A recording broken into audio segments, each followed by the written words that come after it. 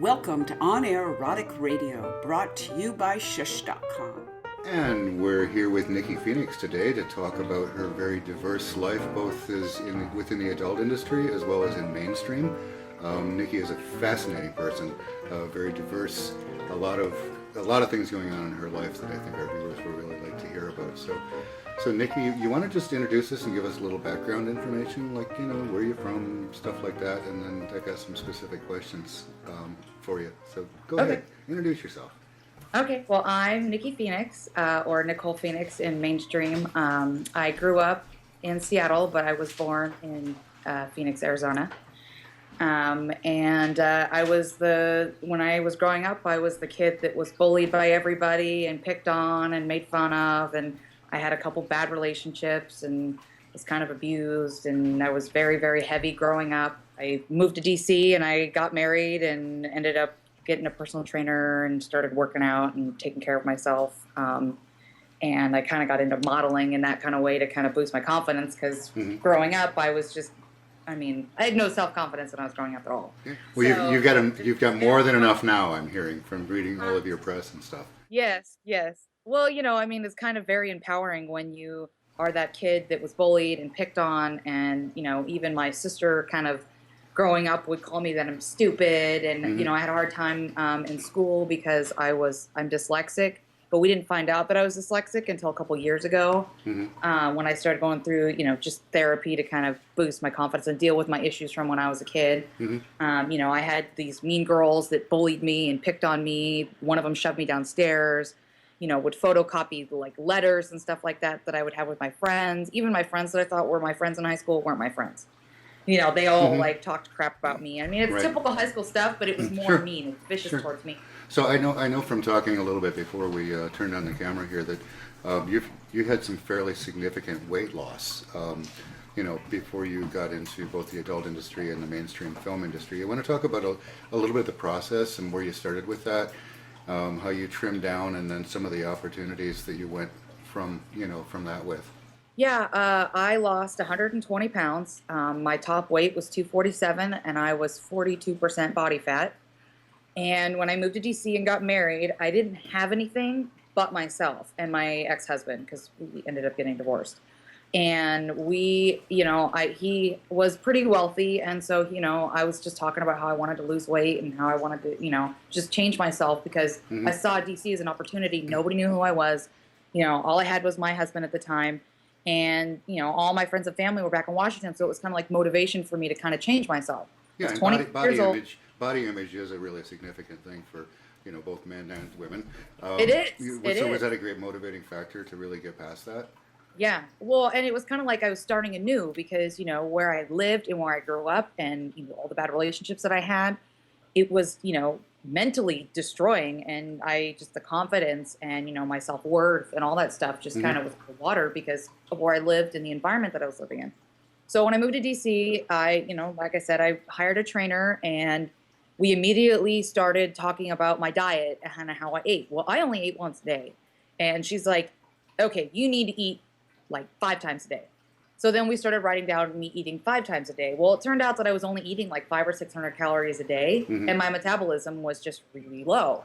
Right. So we started, just doing some physical workouts. I remember my first workout with her. I was destroyed the next day because I was never athletic really when I was growing up. Yeah. It was so hard, and I got nauseous, and I think I maybe worked out for 20 minutes. But slowly we started working out 2 times a week and then 3 times a week. And, we noticed that I ate a little bit too much cheese. And so we backed off on the cheese, and I liked carbohydrates. Sugar is my vice. I love sugar. As the weight started coming off, I was kind of decided that I wanted to do pictures, like just kind of take some pictures of myself as I was losing weight.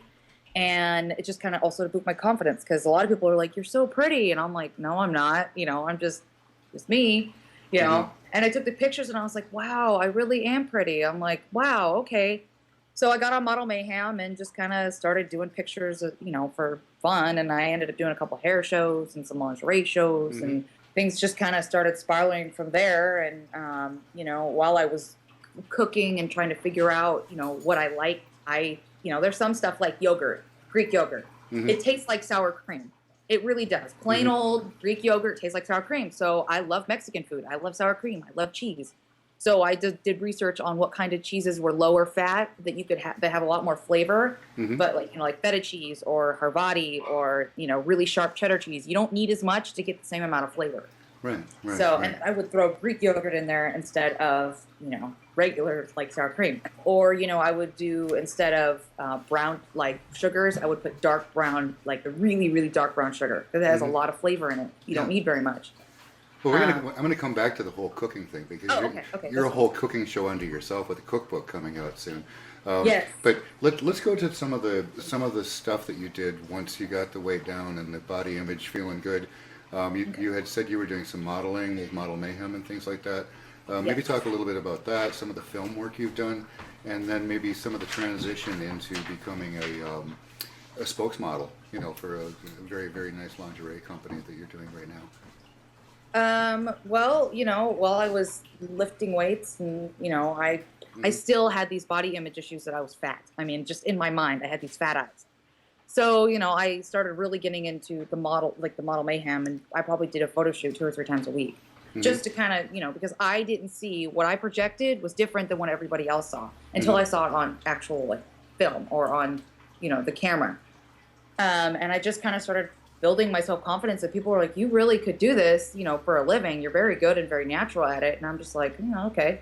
So when I moved home, back to Seattle, it's kind of my home base. That's really where I met Twala. It's where I, started doing a lot more fashion shows, because we have a fashion show thing that's called Chance. So it's basically all the local designers get this opportunity to do fashion shows. So that's how I really got involved in doing fashion shows. And actually the producers from 21 and Over found me at one of these fashion shows. And they were like, hey, we're looking for a really pretty girl with really nice boobs to, kind of be the topless girl running around getting chased by a bull. And I was like, that's kind of interesting, but okay, I'll try. That sounds fun. Sounds good to me. Right. So, so we got all the paperwork going, and, we just kind of started the balls running. They gave me my own trailer, which I was like, man, I feel so special. Yeah, they gave me my own trailer. I was like, this is great. I mean, it wasn't huge, but it was like, a whole section of a trailer that I got to hang out in. They dressed me. They did my hair and makeup. They kept knocking on my door, seeing if I wanted food or if I needed anything. And then when it was time to go, it was, probably 4:00 in the morning, because it was a night, because it's a bonfire, and I'm supposed to be getting chased by this big bull. And, it's 4:00 in the morning. I've been sitting in that trailer, all night. They're like, okay, Nikki, it's your turn. I'm like, oh, time to get chased by the bull. Yeah, it's time to get chased by the bull. And I'm like, okay, take my robe off. And there's this whole crowd of people. And I'm like, oh, God. Was it like a real bull? It was a real bull. Did they have like a bull handler to keep you safe? Yeah, oh yeah. I mean, the stretch of space that they had him running on was, maybe half an acre. Okay. So, but they literally just would, go, yeah, like that, and he would run across. You know what I mean? And then they would catch him, and then they'd run across again, but he was like chasing me. Chasing me. He's like a cow. I was just running. He's like a cow. Really, really nice. He had this big nose. He was really cute. But it was very exciting for me, just because, a movie set is, they have a lot of these big cameras, and, there's just a lot going on. There were a lot of extras there. And, like I said, when I took my robe off, I was like, oh my God, there's like 50 people here, and they're all going to watch me running around with my top off. Okay. Well, let me ask you this, because I think viewers would be interested in, because you've seen both sides of the fence as far as sort of the adult industry side of it, as far as film production, and like mainstream Hollywood. Are there differences, or is it just all kind of the same thing, but just bigger cameras and bigger lights and more people?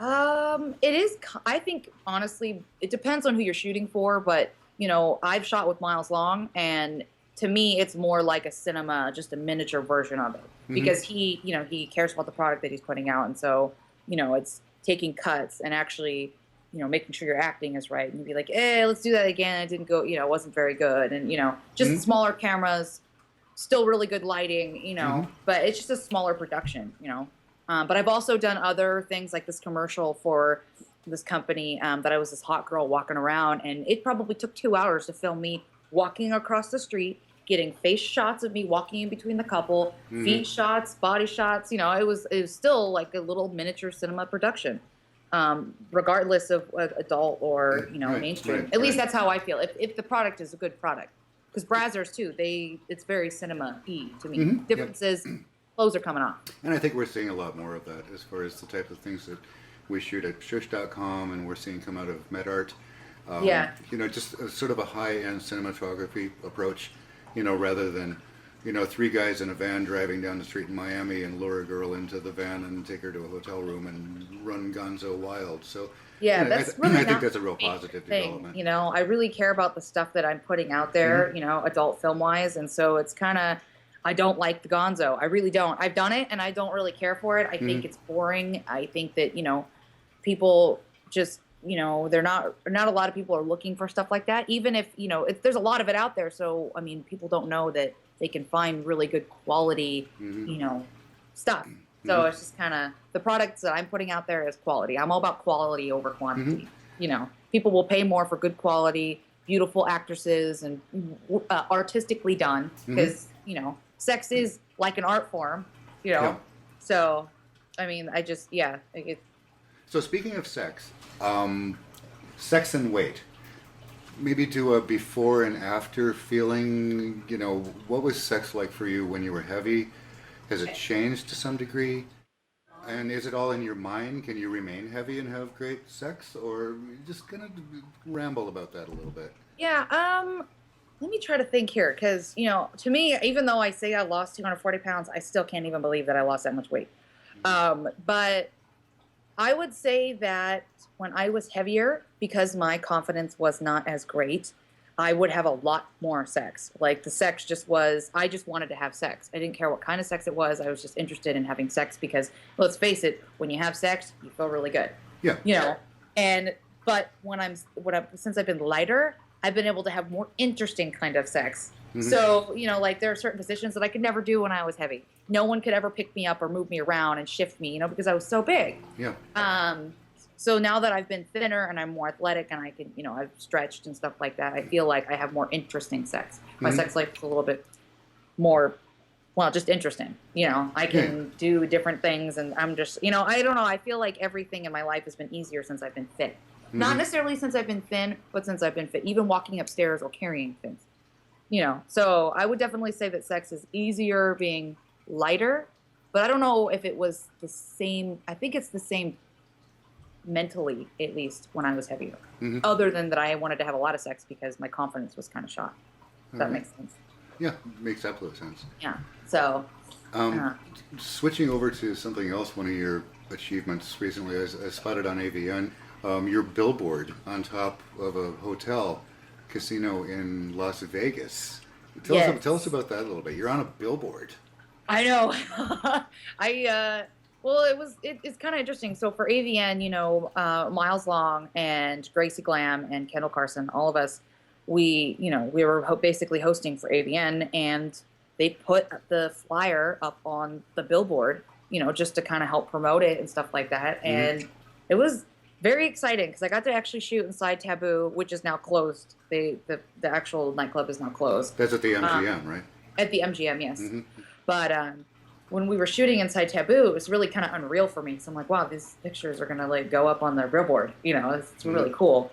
And then, you know, when we got here for AVN, and, you know, Miles told me, he's like, hey, you know, they got you up on the digital billboard. And I'm like, oh my God, are you serious? Like, that is so cool. So we spent hours trying to figure out which billboard it was on.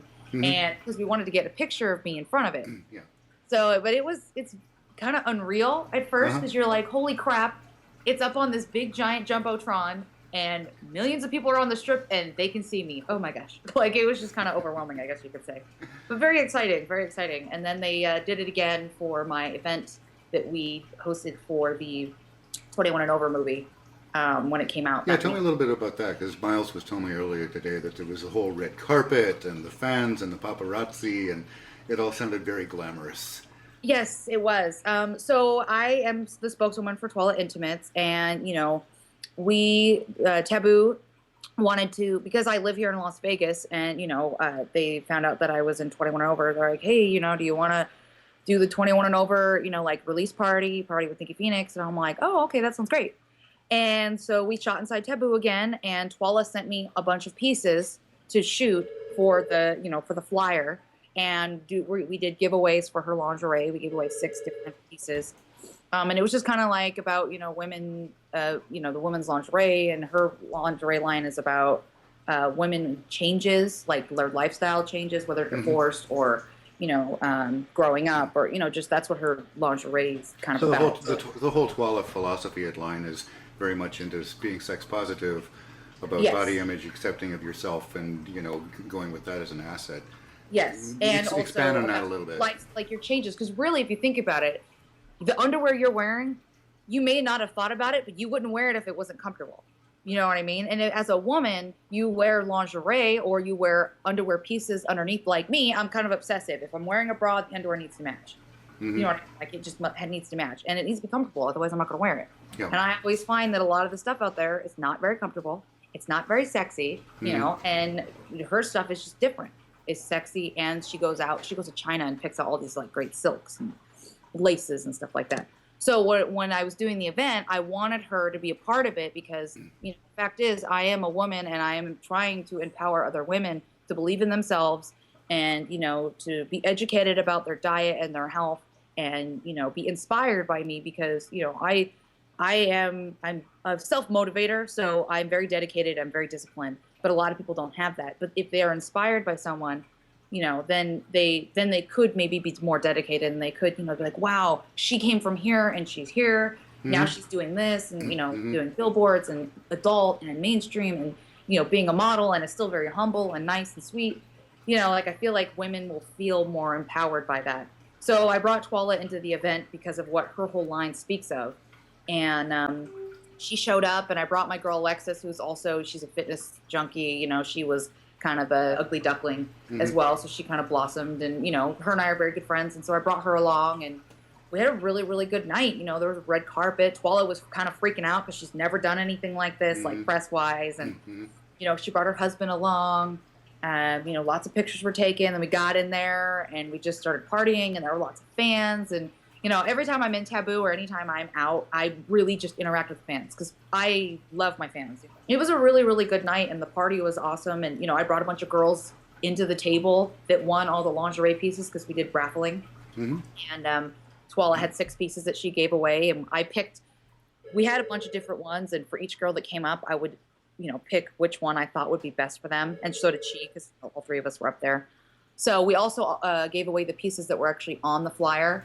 So they had a little autographed thing by me, and that was the piece that was on the flyer. So, it was very fan interactive. And well, it sounds like a good time was had by all, and it sounds very glamorous. So what's next for you? I know you've got a cookbook soon to be released. Maybe talk a little bit about that and some of the thinking behind and your mission and philosophy on creating your own cookbook.